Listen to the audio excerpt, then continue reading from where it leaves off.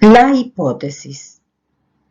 Conserva celosamente tu derecho a reflexionar, porque incluso el hecho de pensar erróneamente es mejor que no pensar en absoluto. Esto lo dijo Hipatía de Alejandría. Hipatía vivió en Grecia entre el 370 y el 416. Fue filósofa, cabeza de la escuela neoplatónica de Alejandría y paradigma de la mujer liberada. Hipatía nos enseña en esta frase que es muy importante saber reflexionar, saber pensar. Aun cuando pensemos erróneamente, es preferible hacerlo a no pensar.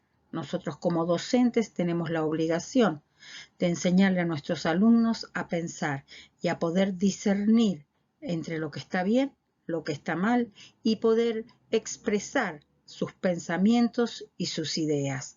Y que es preferible esto a que ellos no hablen ni digan nada.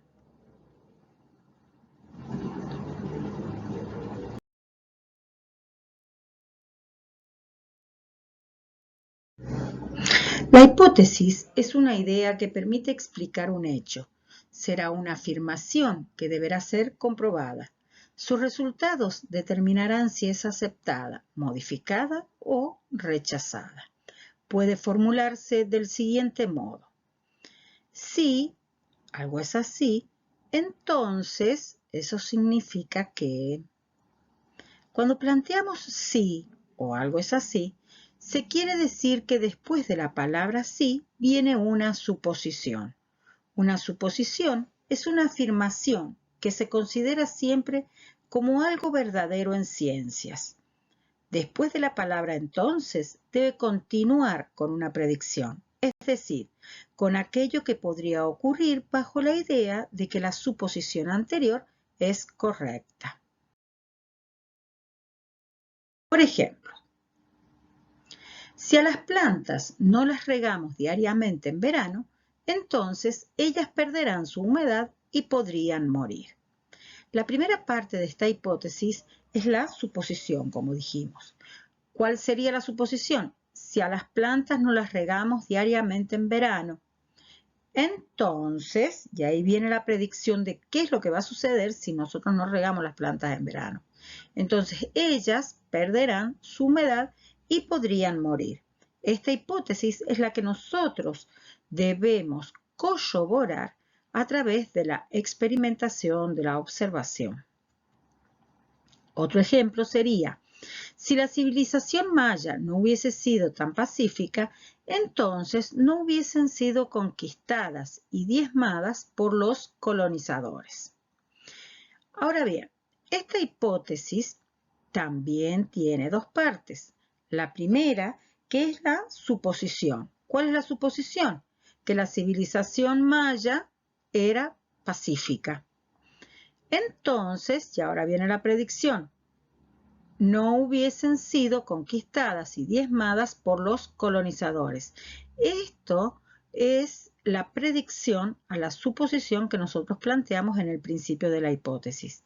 Esta predicción es la que deberíamos nosotros probar a través de los rastreos bibliográficos, a través de encuestas que se pueden llegar a hacer, a través de investigaciones en la web para poder conocer cuáles eran las costumbres y cómo eran las generalidades del pueblo maya y ahí poder sacar alguna conclusión.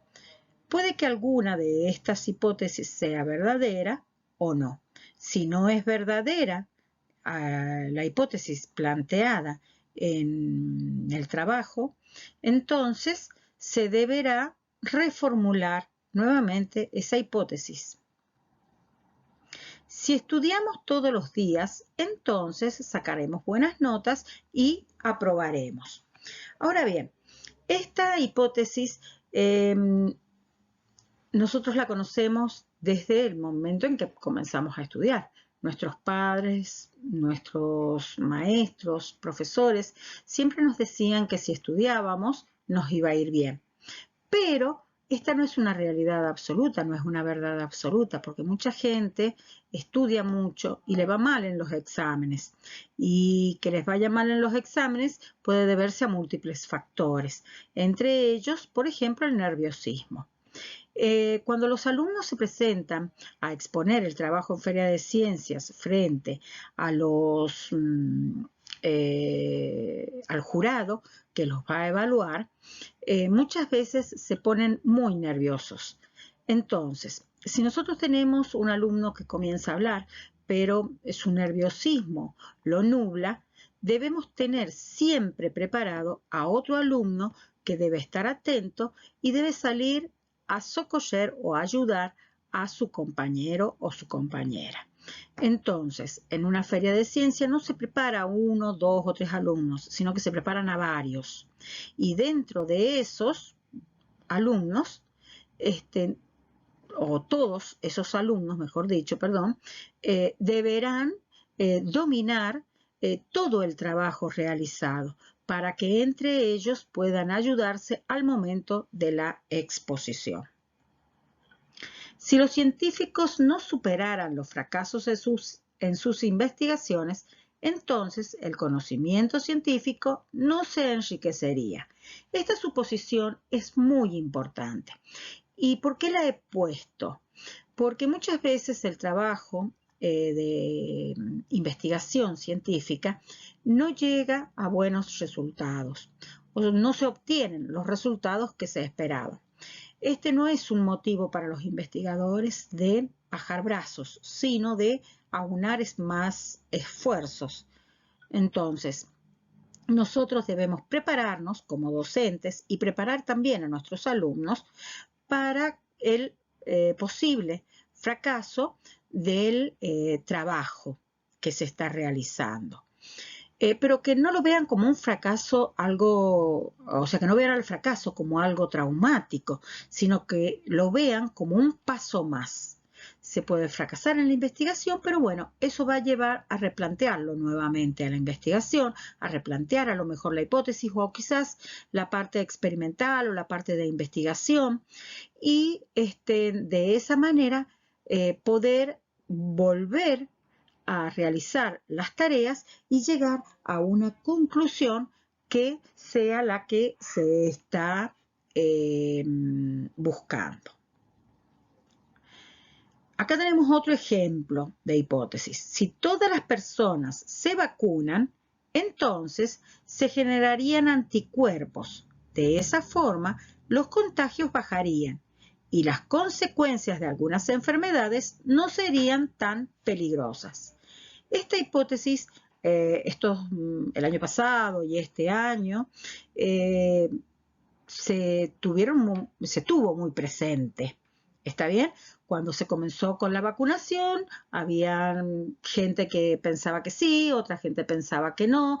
Después, primero los médicos decían que sí, después decían que no. Y después, como que la comunidad científica empezó a hablar toda un mismo idioma y empezó a darle el valor a la vacuna para que la comunidad en general se vacunara y de esa manera poder lograr que bajaran los contagios, que bajaran la gente que se complica cuando tiene la enfermedad, ¿no es cierto? Y de esa forma se logró que gran parte de la población fuese a vacunarse sin necesidad de que se tuviesen que tomar algunas otras medidas restrictivas con relación a la gente que no se vacunaba. También tenemos otro ejemplo, que es muy importante esta. Esta es una hipótesis que dice que si se enseñaran valores en la casa y en la escuela, los alumnos y futuros ciudadanos serían más empáticos con su prójimo y se evitarían problemas de disciplina, discriminación, bullying, guerras, etc. Esta hipótesis me podría llevar a mí a realizar un trabajo en la parte de formación ética y ciudadana, un trabajo en donde los chicos no solamente aprenderían sobre valores, sino que también podrían interactuar en otras áreas. Para mí, este tema es importantísimo trabajarlo en la primaria y abordarlo desde todas las áreas, porque al ser un tema que incumbe a las ciencias sociales, recuerden que las ciencias sociales como método de corroboración de hipótesis no usa la experimentación, sino que usa otras herramientas, como pueden ser encuestas, como pueden ser consultas bibliográficas, también sistematización de encuestas, elaboración de diagramas, de barras o de círculos y su interpretación. Y ahí le estamos dando cabida a matemática, a historia, quizás, en donde la maestra le podrá solicitar al alumno que investigue sobre el origen de los derechos, en dónde se originaron y por qué motivo y por qué fueron necesarios en esa época. Bueno, tienen innumerables ramas como para poder trabajar este tema en particular, que nos lleva a una problemática muy grande que hay de carencia de valores en la sociedad en general. Ahora, pensemos, ¿qué nos quiere decir Albert Einstein en esta reflexión? Albert Einstein nos dice, la mente es igual que un paracaídas, solo funciona si se abre.